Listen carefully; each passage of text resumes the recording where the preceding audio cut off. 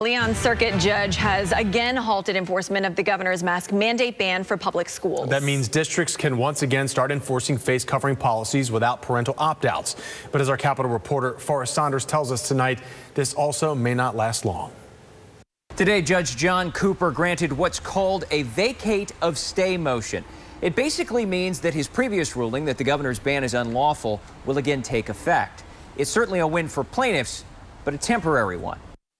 With that, I hereby set aside the stay. Judge John Cooper put his original ruling back into effect Wednesday. He scrapped an automatic stay, telling attorneys there wasn't compelling evidence to keep his block on hold while the state's appeal moves forward. Based on the evidence I've heard, that there's no harm to the defendants if the stay is set aside. School districts can now resume requiring face coverings without parental opt-outs and fear of financial sanction. At least 13 have done so.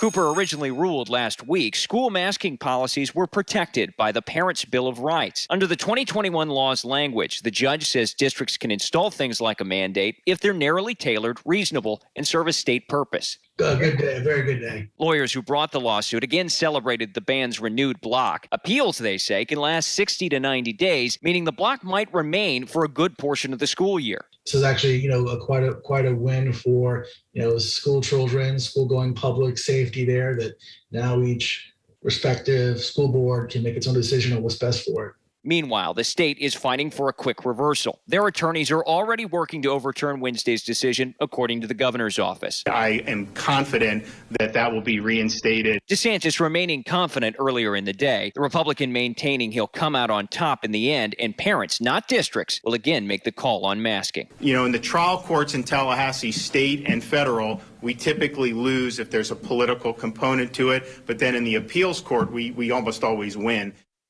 We don't yet have a firm schedule for the forthcoming state appeal, but this isn't the only legal challenge the ban is facing. There are at least two others, one in federal court and one filed by several school districts. There are plenty of legal hurdles ahead. That's the latest out here at the Capitol. I'm Forrest Saunders reporting.